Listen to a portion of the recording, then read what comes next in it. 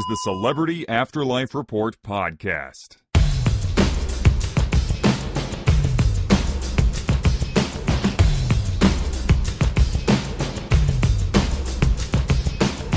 It is me, the Celebrity Medium, back with another installment of the Celebrity Afterlife Report, the only show on the internet that gives you the up-to-the-minute gossip about all your favorite deceased celebs. Just about every day I consult with my Next World paparazzi connections to bring you the best, the juiciest, the hottest scoops about the goings-on in the Celebrity Afterlife scene. If you want to know what's up with your favorite deceased stars, you've come to the right place, my friend.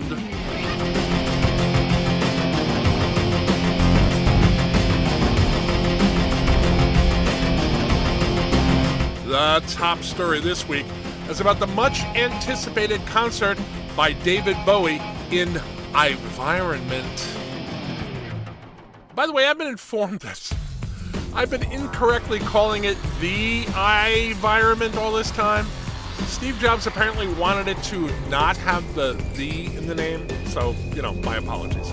Anyway, the show, which was announced shortly after Bowie, Salvador Dali, and Jean-Michel Basquiat took over operation of the indoor precipitation attraction from Jobs, finally happened over the weekend. Things did not go as planned.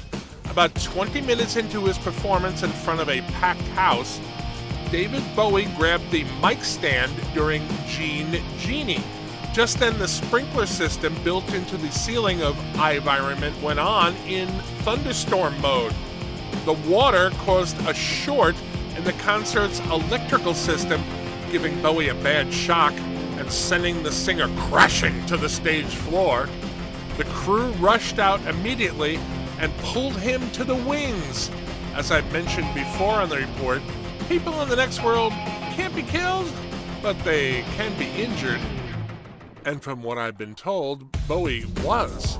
He recovered after several minutes, but the show was over at that point as the audience scrambled for the exits.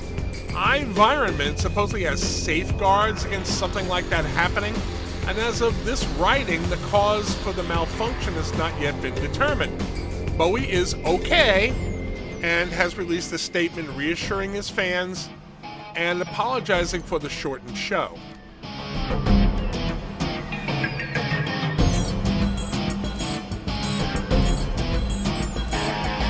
If you've been listening the past few weeks, then you know the ongoing story about former Earthly Plane televangelist Tammy Faye Bakker and her now former fiancé, TV talk show host Merv Griffin. The two parted company when Tammy Faye found out that Merv hadn't let her in on the secret that the feud between his and Tammy's daytime talk show and Babe Ruth's Shock Jock Morning Drive radio show was a hoax. To keep that secret from the Afterlife public, Tammy Faye extorted Merv into setting her up with her own talk show. Since then, however, nothing has gone right for TFB. Two of her first guests turned out not to be who and what they claimed to be, and the Next World press had a field day making fun of her and her show. Now things have taken an ugly turn. According to a show insider, Tammy was set up for failure by her former paramour. When Merv gave Tammy her show, he apparently had some of his behind-the-scenes people go to work for her, as kind of a favor. As it now seems, a few of them, including some of the show's guest bookers, were doing Merv's dirty work for him by having the fakes come on the show in an apparent attempt to embarrass Tammy Faye. I'm told that the evidence for the setup is incontrovertible, and that now that she knows, Tammy is having a very hard time keeping her emotions in check backstage. Word is that she has fired 3 or 4 people on her staff and has instituted new policies to double and triple check the bona fides of anyone booked to be on the show.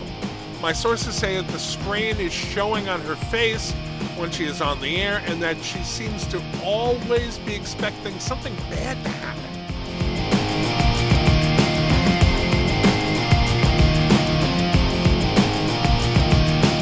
Former astronaut Jim Mitchell has found out the hard way that it's easier to walk on the moon than it is to ice skate in a spacesuit costume.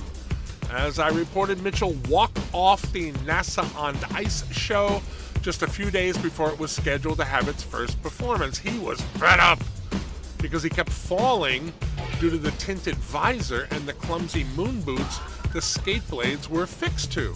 As of last week, no one had been announced as his replacement, so there was some question about whether the show would be able to make its performance schedule because of the casting problem. A few days ago, however, the show's producer, Vince McMahon Sr., sent out a press release in which he said that someone had been found to star in the show in Mitchell's place. The KG McMahon didn't name the new performer, saying only that people would be surprised by who it was when they saw the ice extravaganza. Over the weekend, the show finally opened in one of the Afterlife's largest arenas. I'm told the show was sold out, with many in the audience and the press corps in attendance wondering just who Mitchell's replacement would turn out to be. When the moment for his appearance came, the crowd was stunned, I'm told, when the new star of the show turned out to be diminutive actor Hervé Villechaize. He, of course, starred in the James Bond film The Man with the Golden Gun, as well as on TV's original Fantasy Island show. As it turns out, according to my Afterlife sources, Hervé may be small in stature, but he has huge skating ability. People may have thought that his inclusion was a stunt casting, but it turns out he was born to be a figure skater. Reports are that he had none of the problems Mitchell experienced dealing with the costume, which of course was downsized for Hervé. Interviewed after the first performance, McMahon said, quote, "After Jim left the show, we decided to go in a different direction for the part," unquote. Apparently the direction was vertical.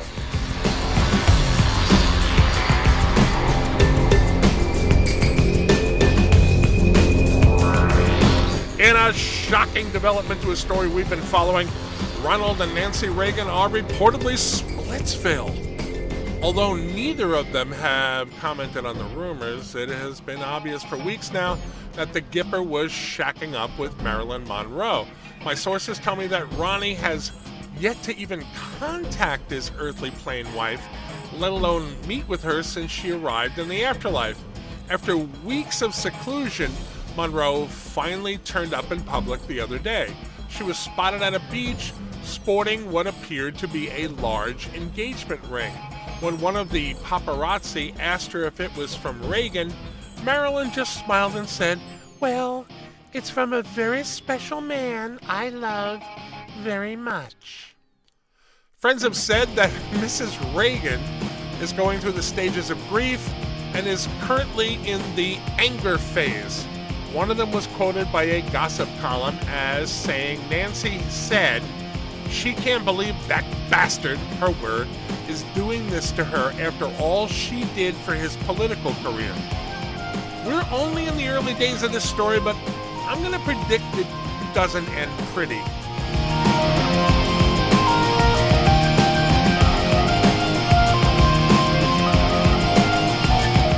Well, that's all I have for you at the moment. It was a crazy week in the next world, and I'm sure there's more to come about those stories, as well as others in the weeks ahead.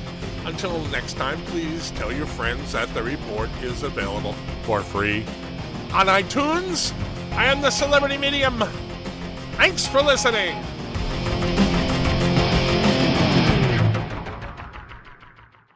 You've been listening to the Celebrity Afterlife Report podcast. To ask a question about your favorite deceased celebrity, call 818-3-MY-DREAM.